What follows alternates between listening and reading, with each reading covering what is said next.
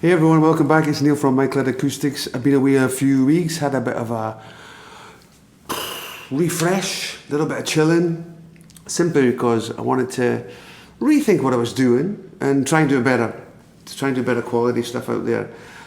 So those who know me, not going to be too different, but hopefully better if I can be so bold. Yeah, that's what I want to try and achieve. So for those who don't, hello, welcome. What I'm trying to do here is help people along their journey, which is my journey, of trying to combine rhythm and lead guitar.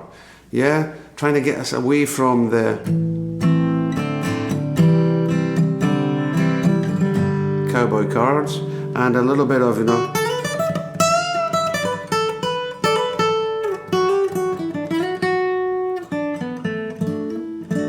there's nothing wrong with that, but I want to mix them. That's what I like to do, to try and come into,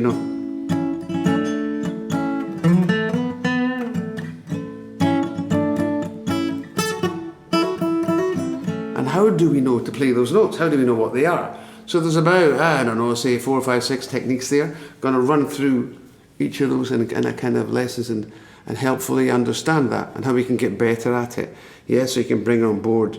So what you're going to see is lessons on how to change the way we do that chord. Yeah, change the way we play this chord. They're the two kind of basics to it. Understand when we play a chord in a box, what notes are available and why, so you can pick them up yourself. Okay, so that's what we're going to try and do. And the first lesson is very much on when we play our notes in a box. Yeah, how to see the chords. Why is that important? Because then we can do the chord tones. Got it? So the basic thing I'm going to repeat several times here, so I'm going to go straight into it right now. You'll notice that the D, the A, and the E chord. And when I'm talking about the which notes, I'll be relating to the fingering on the strings here. So the bass note, the deepest note fingering string, will always be the 5th. The middle note, yeah, in that case the ring finger here will be the root, and the highest note that I'm fingering will be the 3rd. And that's the same for the E chord, the A chord, and the D chord. And it's also true for the E minor shape, A minor shape, and the D minor shape. Now, that means automatically you know when you're playing those chords what the 5th is, what the root is, and what the 3rd is. Now, when you're playing that bar chord, therefore you already know that's the 3rd, right? When you're playing and you want to hit a note, that's me hitting the root there of the A, because I know that middle one is always the root. Yeah, so how you can tell that simplistically, and this took me years before the penny clicked. Yeah, so don't feel bad. Yeah, so basically, when I was doing, I'd play D, and I'd play D minor, and I knew fine that was the flat and 3rd, but I never really got it. It never really clicked. So when I do an A, that's the A, and then I put the 3rd as semitone down. It's automatic that you know it's the 3rd A. That's the one that moves. The D, the highest note, becomes the one that moves down a semitone from there to there, and the E, so the E from there to there. So we know that. That's really important. Yeah, those 3 symbols, because already you can start to hit the chord tones a little bit more now. Yeah, and you want to accentuate them. Now, what we're going to do here, I'm just going to run through quick. A minor.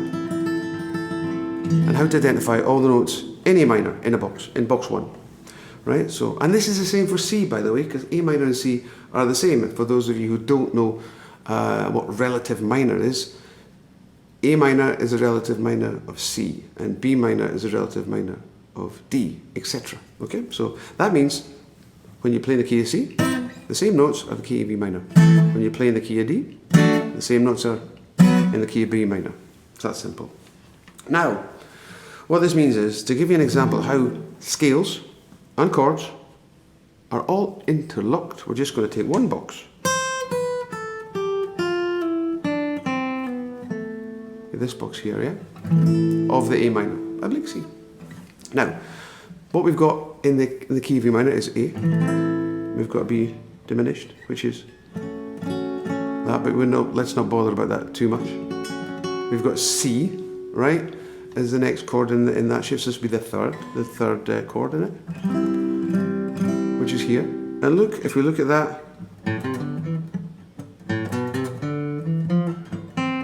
that's all there, all in the backbone, yeah? All in the backbone. So that's the C. The D is where? The tone up. So it's there. There's all those three notes there. I'll put them up coloured so you can see them in the scale box. We've got E minor, which is here, which is actually this one. It's quite difficult, this one. But you can play this one. It's a suspend. Yeah, it's an E minor. You can actually play it as well, like this. Yeah? But that one's a nice way to play it.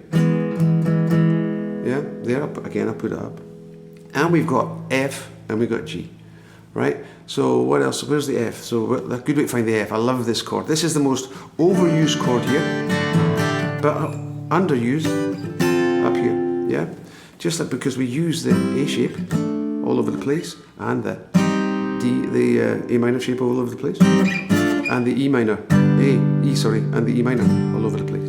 But we don't use this one. Anyway, so we go to D, we go to E, there's the F, there's the G. So every single chord is in the chord box.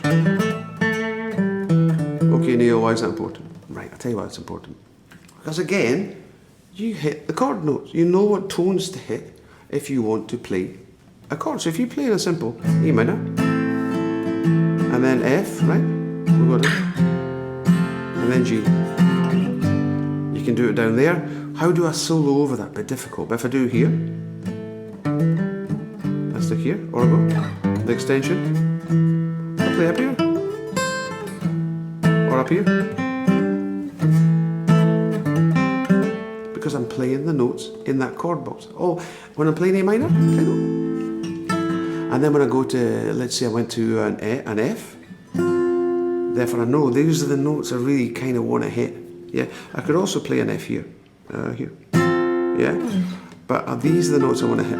So I can go. And I'm going to play that F note, that F chord.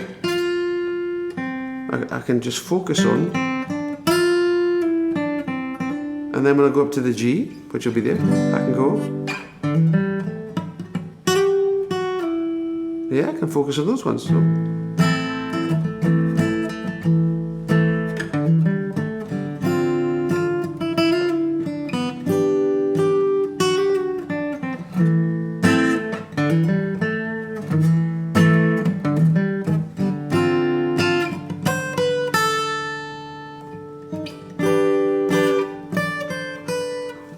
Yeah, so when you know what notes to hit, when you can see those chords in those scale boxes, you can then play those songs a lot easier. Yeah, that's the idea behind it. Okay, so how can we then use that, right? So remember, it's the same for C.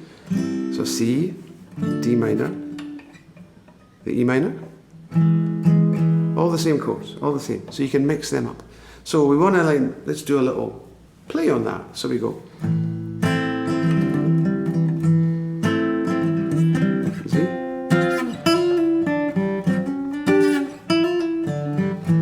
Notice there, I stuck on the F, right? I didn't move it to the G there, because all those notes are still available. Now I'll move it to the G, and you'll see. So,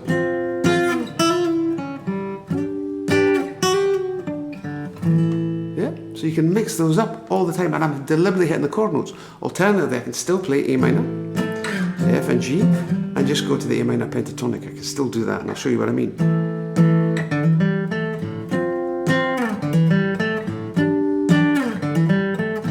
Not wrong, it's just not chord tony.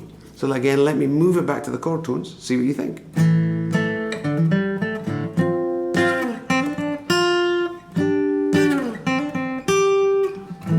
Sounds a lot more musical. That's how you do it, yeah? So that's kind of lesson 1 in a nutshell. See the chord tones, and every single box has these. Yeah, every single box. Yeah, so if you go up to, and I'll do these in other lessons, but that means I can just stay in one box.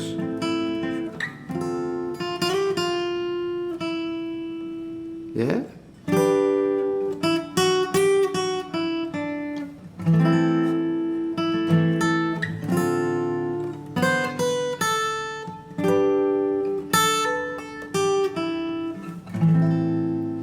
So I'm just not even wandering from that box there doing that, yeah? Because if I'm playing with a two-piece, yeah, and he's doing...